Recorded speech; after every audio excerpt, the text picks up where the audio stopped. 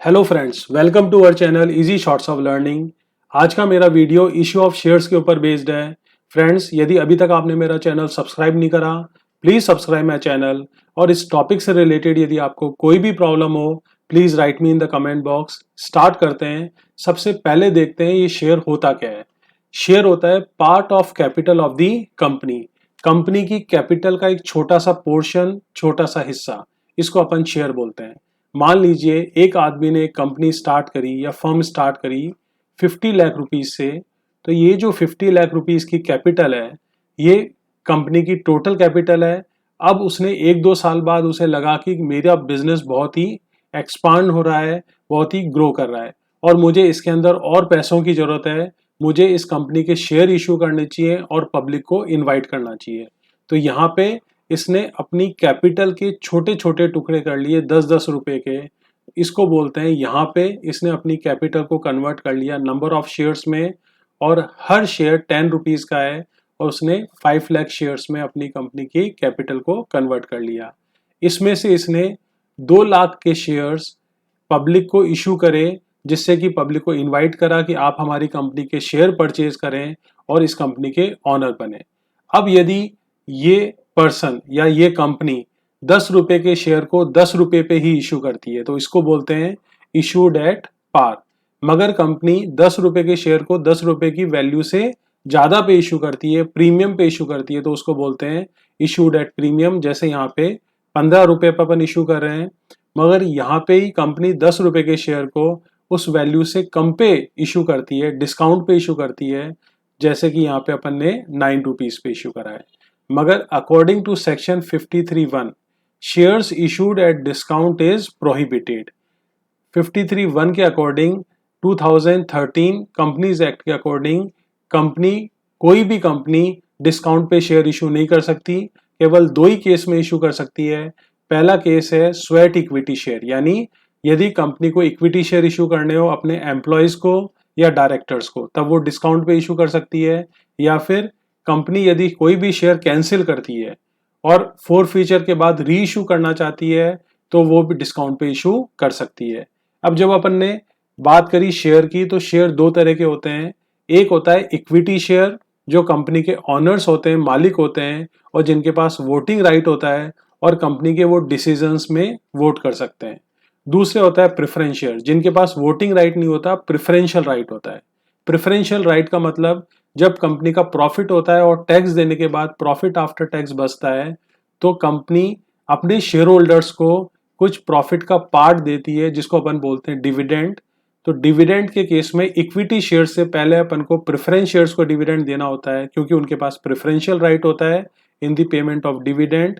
और जब कंपनी बंद होती है, लिक्विडेशन में चली जाती है, उस केस में इक्विटी शेयर से पहले प्रेफरेंशियल राइट होता है प्रेफरेंस शेयर्स के पास रीपेमेंट ऑफ कैपिटल का।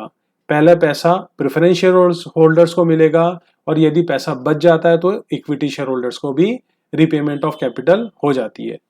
अब अपन बात करते हैं, जब भी कंपनी मार्केट में शेयर लेके आती है और कंपनी ने डिसाइड करा मेरे शेयर की जो इशूड प्राइस है वो 100 रुपीज है।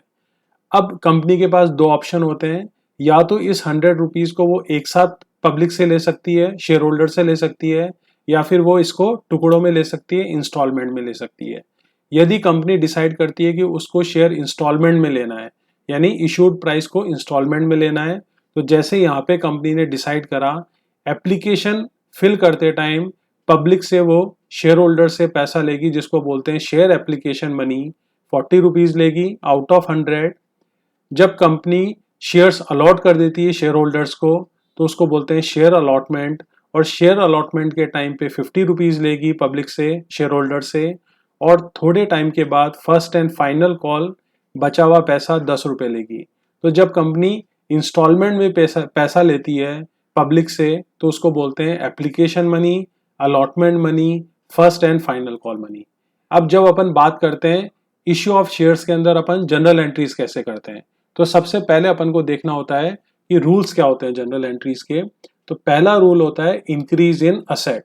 अब जब अपन इश्यू ऑफ शेयर्स की बात करते हैं, तो यहाँ पे एक ही असेट होता है, वो होता है बैंक अकाउंट।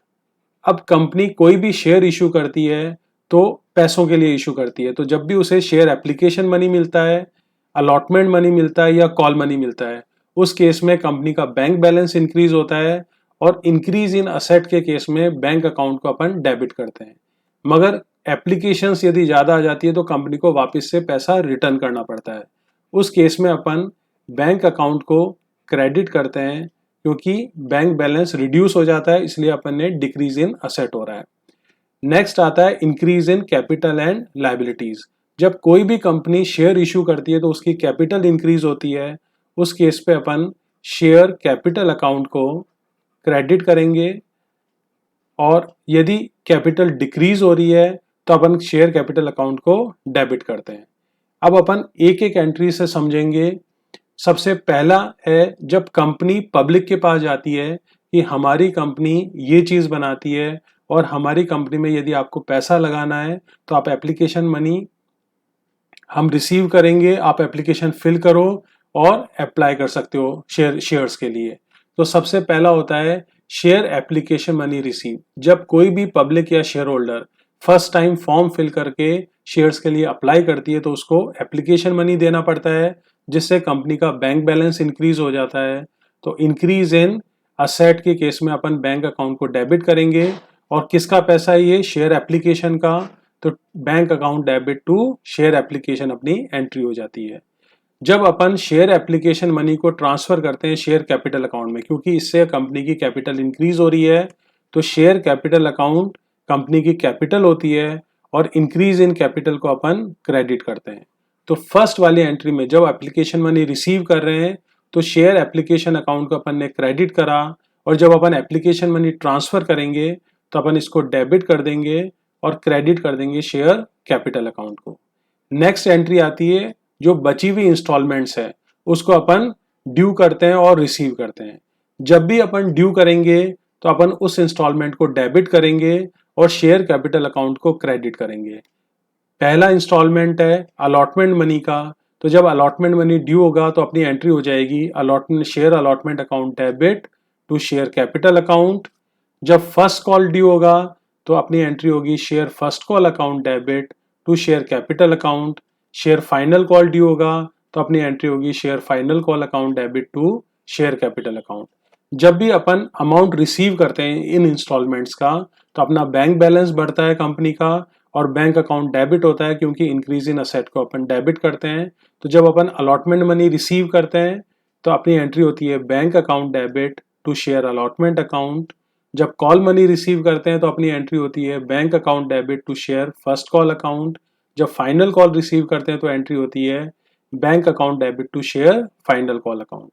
तो एंट्रीज बहुत ही सिंपल है। अपन को ये ध्यान में रखना है, सबसे पहले एप्लीकेशन मनी रिसीव करेंगे और उसको ट्रांसफर करेंगे। जब भी मनी रिसीव करेंगे तो एंट्री होगी बैंक अकाउंट से, और जिसका भी मशीन रिसीव करेंगे अपन ने पहले एप्लीकेशन मनी रिसीव करा तो bank account debit to share application account अपनी एंट्री हो गई। जब ट्रांसफर करेंगे तो एप्लीकेशन मनी डेबिट हो जाएगा और शेयर कैपिटल अकाउंट क्रेडिट हो जाता है। फिर अलॉटमेंट मनी ड्यू, तो उस केस में share allotment account debit to share capital account. Allotment money receive, bank account debit to share allotment account. First call money due, share first call account debit to share capital account. First call money received, bank account debit to share first call account. Final call due, share final call account debit to share capital account. Final call receive, bank account debit to share final call account. तो इसका मतलब क्या हुआ? पहले application money transfer receive की entry, फिर transfer की entry, फिर allotment money due, allotment money receive, first call due, first call receive, final call due, final call receive. अब लास्ट टॉपिक है अपना शेयर सब्सक्रिप्शन। अब शेयर सब्सक्रिप्शन क्या होता है? जब कोई भी कंपनी मार्केट में इशू लेके आती है और पब्लिक को कहती है कि आप हमारे शेयर्स परचेज करो, सब्सक्राइब करो, तो उस केस में security exchange board of India SEBI का रूल है मिनिमम सब्सक्रिप्शन कंपनी के पास आना चाहिए 90% ऑफ नेट इशूड अमाउंट। इसका मतलब है 90% का मिनिमम सब्सक्रिप्शन जरूरी है। यदि इतने शेयर्स कंपनी पब्लिक परचेज नहीं करती तो अपना इशू कैंसिल हो जाता है और कंपनी को वापस से शेयर्स के पैसे लौटाने पड़ते हैं पब्लिक को।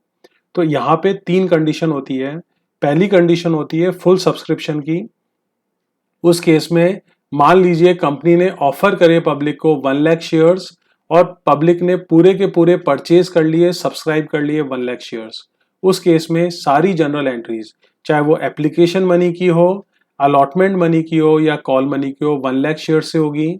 दूसरी कंडीशन में अंडर सब्सक्रिप्शन का क्वेश्चंस आते हैं, जिसके अंदर कंपनी ने ऑफर करे 1 लाख शेयर्स मगर पब्लिक ने केवल 90,000 शेयर्स ही परचेज करे। उस केस में सारी जनरल एंट्रीज अपन 90,000 शेयर्स से करेंगे। और लास्ट कंडीशन होती है ओवर सब्सक्रिप्शन की, जहां पे यदि कंपनी 1 लाख शेयर ऑफर कर रही है और पब्लिक ने एप्लीकेशन डाल दी या अप्लाई कर दिया 1 लाख शेयर से ज्यादा, यानी यहाँ पे जैसे 1,50,000 शेयर्स की एप्लीकेशंस आ गई, उसको बोलते हैं ओवर सब्सक्रिप्शन। उस केस में क्योंकि एप्लीकेशन मनी 1,50,000 का आया है, इसलिए एप्लीकेशन मनी रिसीव की एंट्री अपन 1,50,000 शेयर से करेंगे और बाकी सबकी entries allotment money, call money की एंट्री अपन 1 लाख शेयर से करेंगे, क्योंकि कंपनी ने 1 लाख शेयर्स ही इशू करे हैं। सो फ्रेंड्स, इस वीडियो में अपन ने देखा सबसे पहले शेयर क्या होता है, शेयर्स कितने तरह के होते हैं और इश्यू ऑफ शेयर्स में जनरल एंट्रीज अपन कैसे करते हैं, और लास्ट टॉपिक है अपना शेयर सब्सक्रिप्शन कौन कौन से होते हैं, full subscription, under subscription and over subscription. So friends, यदि आपको मेरा वीडियो अच्छा लगा, please like this video and share this video and subscribe the channel. Thank you so much. Have a nice day.